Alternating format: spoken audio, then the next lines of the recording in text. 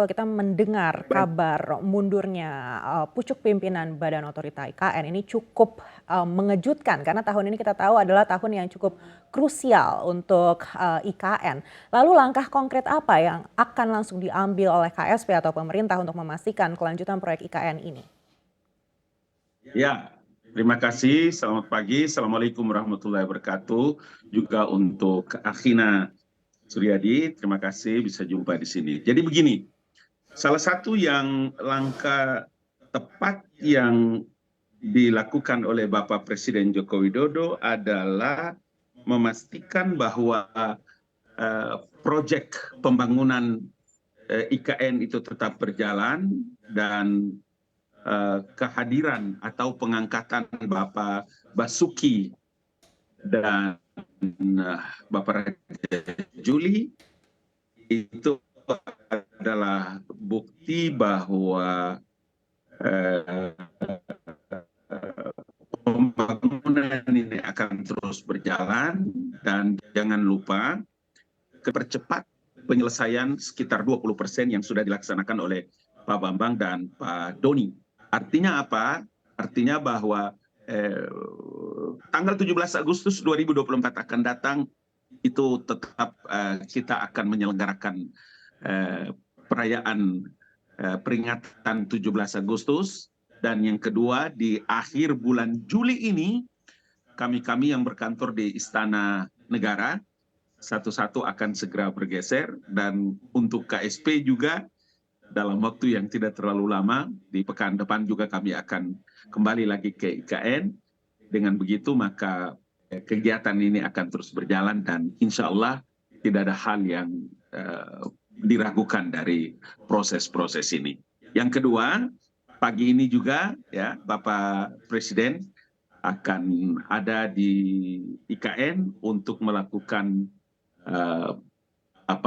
groundbreaking dari enam kalinya ya dalam pembangunan proyek-proyek instalasi pendidikan dan lain-lain yang hari ini dilaksanakan.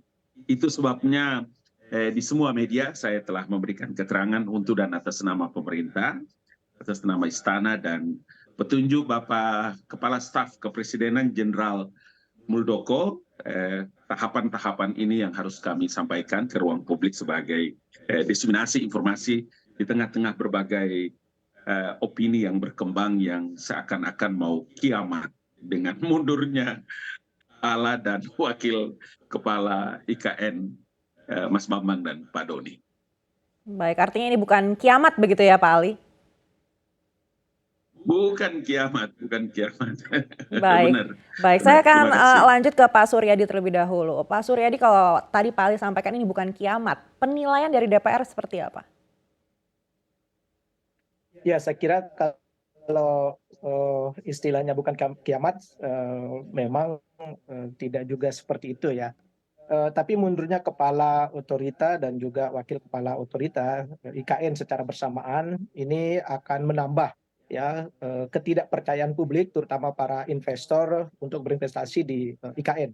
Oleh karena itu memang pemerintah perlu bekerja keras lagi terutama untuk meyakinkan para investor ya karena sesuai dengan komitmen awal ketika undang-undang ini kita sahkan bahwa sebagian besar pembangunan IKN itu bersumber dari dana swasta, dana pihak ketiga, gitu kan hanya sekitar 20% yang dari pemerintah.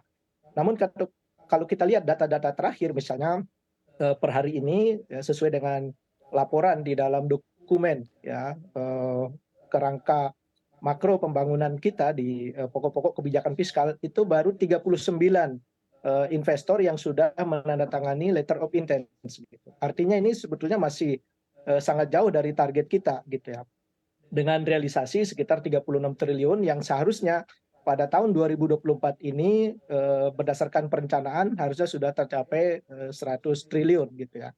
Nah ini yang perlu menjadi catatan pemerintah agar optimisme itu harus diimbangi dengan perbaikan-perbaikan, terutama secara internal adalah perbaikan dalam perencanaan, kemudian secara eksternal adalah bagaimana meyakinkan publik ya, terutama para investor agar yakin berinvestasi di ibu kota negara Nusantara ini begitu.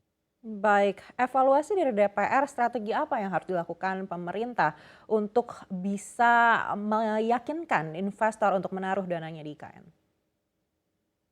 Ya, saya kira banyak problem ya yang perlu kita benahi, mulai dari regulasi yang beberapa kali sudah melakukan perubahan.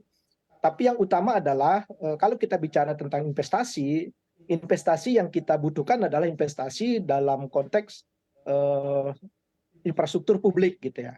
Nah, masalah utamanya memang publik kita di IKN ini kan masih sangat sedikit gitu. Ini ibarat telur dengan ayam.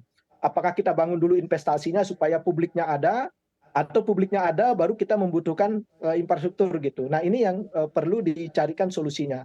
Ya, beda kalau investasi ditawarkan di Kalimantan itu misalnya pertambangan, kemudian sektor kehutanan, saya kira tidak akan berpikir panjang, banyak investor akan berebut untuk berinvestasi di sana.